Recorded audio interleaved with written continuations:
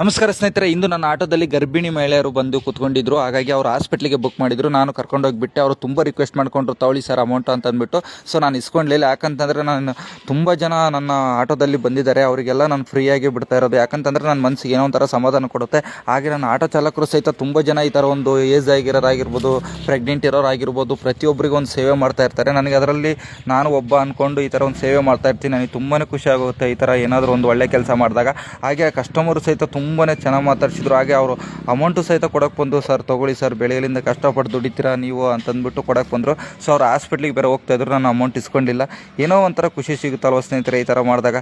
ನಿಮಗೇನಾದರೂ ಆಗ ಅನಿಸಿದೆಯಾ? ಅನಿಸಿದರೆ ಕಮೆಂಟ್ ಮಾಡಿ. ಹಾಗೆ ನನ್ನ ಆಟೋ ಚಾಲಕರಿಗೆ ಒಂದು ಹೇಳ್ಬೇಕಂತಂದರೆ ಎಷ್ಟು ಟ್ಯಾಂಕ್ಸ್ ಹೇಳ್ದು ಸಾಲೋದು. ಯಾಕಂತಂದರೆ ತುಂಬ ಜನಕ್ಕೆ ಈ ಥರ ಒಂದು ಹೆಲ್ಪ್ ಮಾಡ್ತಾರೆ ನಮ್ಮ ಆಟೋ ಚಾಲಕರು. ಇದು ನಾನು ಒಬ್ಬನಾಗಿ ಈ ಥರ ಒಂದು ಚಿಕ್ಕ ಹೆಲ್ಪು ಮಾಡ್ತಾಯಿದ್ದೀನಿ. Thank you. ಆಟೋದಲ್ಲಿ ಯಾವಾಗಲೂ ಗರ್ಭಿಣಿ ಮಹಿಳೆಯರಿಗೆ ಉಚಿತ ಸೇವೆ. ಯಾಕಪ್ಪ ಅಂತಂದ್ರೆ ನಾನು ಎಷ್ಟು ಆಟೋ ಚಾಲಕರು ಈ ತರ ಒಂದು ಒಳ್ಳೆ ಕೆಲಸ ಮಾಡ್ತಾ ಇದ್ದಾರೆ. ಸೊ ನಾನು ಅವ್ರು ನೋಡ್ಬಿಟ್ಟು ಈ ತರ ಕಲ್ತ್ಕೊಂಡಿರೋದು.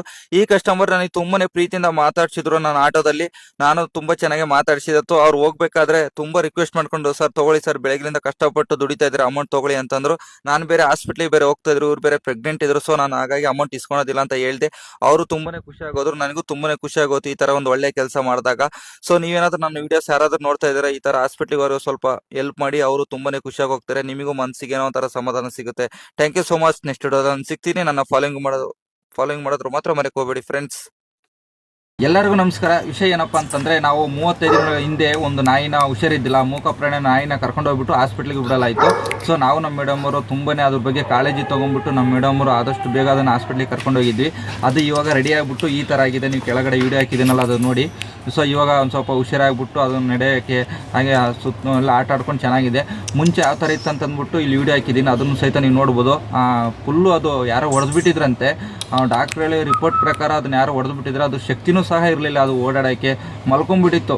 ಅದಕ್ಕೆ ಇವಾಗ ಒಂದು ಸ್ವಲ್ಪ ಫುಡ್ಡು ಗಿಡ್ಡೆಲ್ಲ ಹಾಕ್ಬಿಟ್ಟು ಸ್ವಲ್ಪ ನಮ್ಮ ಮೇಡಮ್ ಅವರು ಎಂಕ್ವೈರಿ ಮಾಡಿದ್ದಾರೆ. ತುಂಬ ಖುಷಿ ಆಯಿತು. ನಮ್ಮ ಮೇಡಮ್ ಅವ್ರಿಗೆ ಎಷ್ಟು ಧನ್ಯವಾದಗಳು ಹೇಳಿದ್ರು ಸಾಲದು. ಹಾಗೆಯೇ ನಾನು ಹೇಳೋದು ಒಂದೇ, ಮನುಷ್ಯರೇ ತಪ್ಪು ಮಾಡಿರ್ತಾರೆ, ಮೂಕ ಪ್ರಾಣಿಗಳೆಲ್ಲ ಏನಕ್ಕೆ ಅಲ್ವಾ. ಆದಷ್ಟು ಯಾರಾದರೂ ಈ ಥರ ಏನೋ ಪ್ರಾಬ್ಲಮ್ ಆದಾಗೆ ಒಂದು ಇದು ಮಾಡ್ಕೊಳ್ಳಿ. ಅದಕ್ಕೇನು ಮಾತು ಬರೋಲ್ಲ, ಏನಿರಲ್ಲ. ಸೊ ಹಾಗೇ ಯಾರಾದರೂ ಆ್ಯಕ್ಸಿಡೆಂಟ್ ನಮ್ಮ ಡ್ರೈವರ್ಗಳಂತೂ ಯಾವುದೇ ಕಾರಣಕ್ಕೂ ಬೇಕಂತ ಮಾಡಲ್ಲ. ಕೆಲವೊಂದು ಟೈಮು ಸಂದರ್ಭ ಚೆನ್ನಾಗಿಲ್ದಾಗ ಆ ಥರ ಆಗ್ತಾ ಇರುತ್ತೆ. ಆದಷ್ಟು ಏನಾದ್ರು ಆ ಥರ ಆದಾಗ ನಿಮ್ಮ ಕೈಲಿ ಆದಷ್ಟು ಸಹಾಯ ಮಾಡಿ. ಇಲ್ಲೊಂದು ಚಿಕ್ಕ ಪುಟ್ಟ ಹಾಸ್ಪಿಟ್ಲೆಲ್ಲ ಇರ್ತವೆ, ಅಲ್ಲಿ ಕರ್ಕೊಂಡು ಹೋಗ್ಬಿಟ್ಟು ತೋರಿಸಿ ಅಂತ ಹೇಳೋಕ್ಕೆ ನಾನು ಇಷ್ಟಪಡ್ತೀನಿ. ಇದು ಒಂದು ಚಿಕ್ಕ ವಿಡಿಯೋ, ಚೆನ್ನಾಗಾಯ್ತು ನಾಯಿ ಅಂತ ಹೇಳೋಕ್ಕೆ ನಾನು ಇಷ್ಟಪಡ್ತೀನಿ. Thank you.